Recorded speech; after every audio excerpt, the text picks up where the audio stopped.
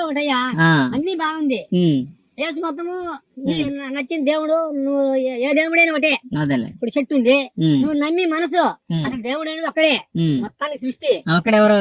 అక్కడ అసలు కంటికి కనపడు, ఆ, ఏం లేదు. మనం పీల్చే గాలి, ఉమ్, సూర్యుడు మనకు కనపడేది. ఉమ్. ఈ గాలి అయిపోయినప్పుడు అయిపోయినట్టే. ఉమ్. గాలి ఉన్న చెప్పు ఆ గాలి ఎక్కడికి వెళ్తది? ఆ గాలి ప్రపంచం అంతా ఉంది.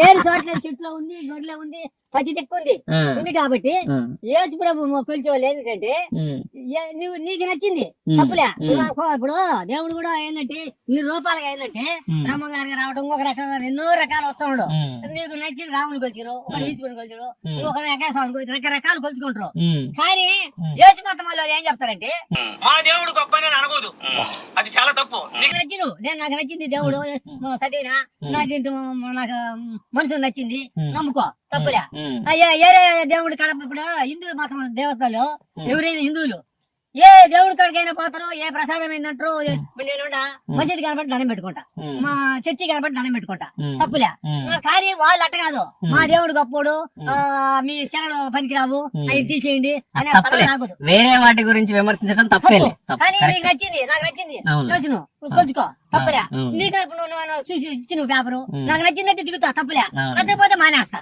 అబ్బా పెద్దాయన కాస్త సెక్యులరిజం అయితే అయ్యింది కానీ ఈడికి మాత్రం భలే గడ్డెట్టావయ్యా. పైగా ఈ గాడిద కొడుకు అలా తప్పేలే, పక్క దేవుడిని తిడతాం తప్పే. మరి నేను 4 సార్లు అయ్యప్ప మాల వేసుకున్నా, 18 సార్లు తిరుపతికి వెళ్ళా, గుండు కొట్టించుకున్నా, ఇది కొట్టించుకున్నా.